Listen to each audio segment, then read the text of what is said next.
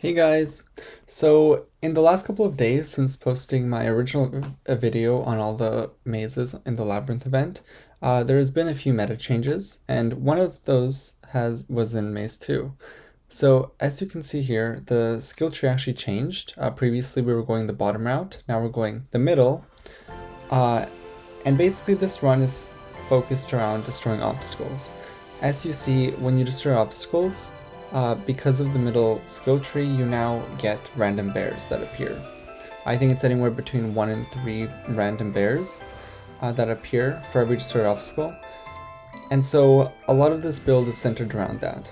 For example, the pet destroys a lot of obstacles, and the pet is also doubles as an energy source. Lifesaver is one of the best sort of energy pets for like really long runs. Dark Enchantress, also really good with energy regeneration, and also destroys obstacles, as with most cookies, during her ability, but also her sub-abilities. And then as for the relay, we're using Lobster now instead of Blueberry. And Lobster, for a couple of reasons, is better than Blueberry. First of all, he is able to destroy more obstacles when you dash through them. He also goes farther because the dashes actually create, a temporary boost.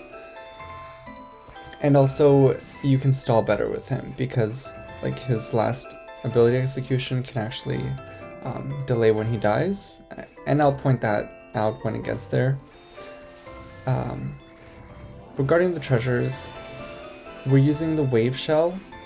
Now the wave shell doubles as both a source of obstacle destruction, but also since this map has a lot of jellies, like here, it's very good at just giving you really good point gain during these times, and also gives you a free magnet. Because notice that now, as opposed to the previous build that you may have seen in my last video, we actually don't have any passive magnets. And since it's so important to grab all the bears because of all the point gain from the skill tree, that magnet really helps in a lot of situations. And I found that in this map at least, the timing of the wave being sent out really aligns with big clusters of Bear Jellies. So, any tips for this map? I guess, so again, gonna be beating a dead horse here. You want to be destroying obstacles. So during Dark Enchantress's run, you can't really control that very much. Like the lifesaver will just go on its own, the ability will go on its own, right? But during the ability, for example, like over here, stay down, because there are a lot of obstacles down there that you wouldn't be reaching if you sort of stayed in the middle of the map, because those hands coming out of Dark Enchantress's ability would just not reach them. And that would be a lot of points just lost there. During these turbos, again, try to navigate to obstacles and destroy as many as you can. I don't actually think I did a very good job of that when I was talking over that. I basically jumped over every obstacle without actually hitting it. But it still produced a decent score. The other thing about this maze is that it is excruciatingly long. So because of the fact that we have a billion different sources of energy gain and Lobster's revive, this just seems to drag on forever.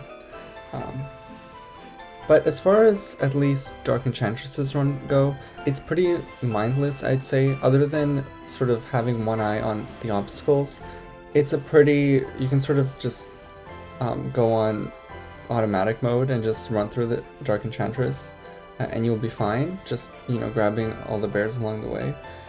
I think the only sort of tricky part of this run actually appears in Lobster's segment, just because you actually have to control when you activate the ability, and how well you can do that will affect your score at the end, because there is sort of some last minute ability activations that are a little tricky.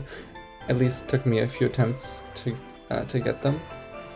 But yeah, other than that, I hope this video helps, and I will be back when there's something else to talk about. probably during Lobster's run.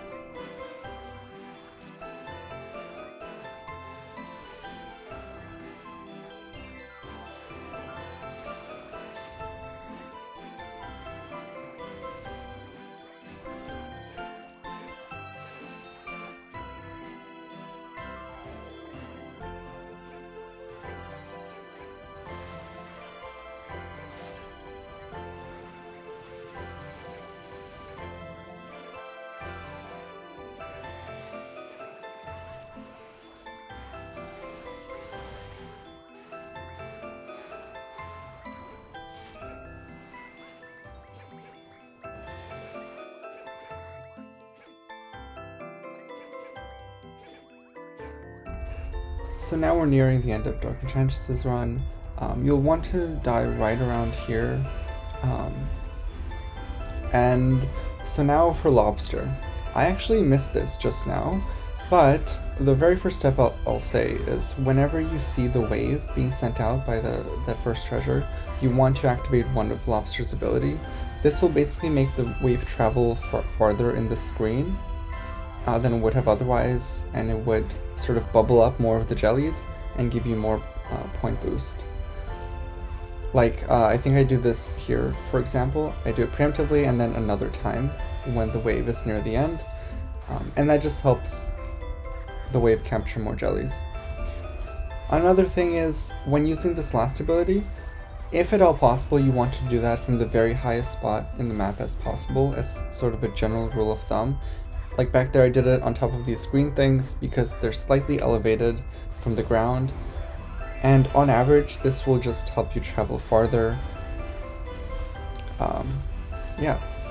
The other consideration, which I alluded to previously, is during Lobster's entire run, you want to use his ability for one of two things. The first is to magnetize jellies and to make the wave propagate farther.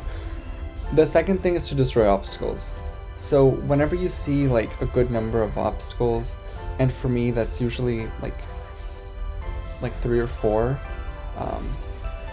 then you definitely want to activate that ability, like right over here, right? We see like 6 of those spikes in a row, and then even more here. So these are good spots to activate the ability. Now here Lobster's about to die, but Lifesaver is giving us some energy so he can actually get some activations out. And I wait to activate his ability in the last second so that I can do these little really slow stall jumps at the very end. And this effectively gives him more energy for when he revives, because he both travels farther and also regenerates more of his ability cooldown.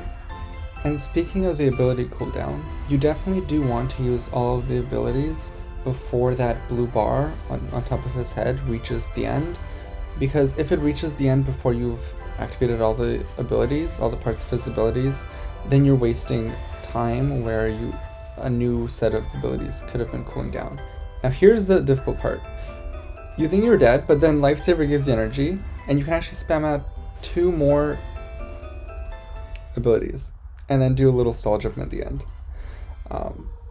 Again, I believe there are ways to optimize this. You could probably get 1 more jump even if you time it right, but this is the score I got.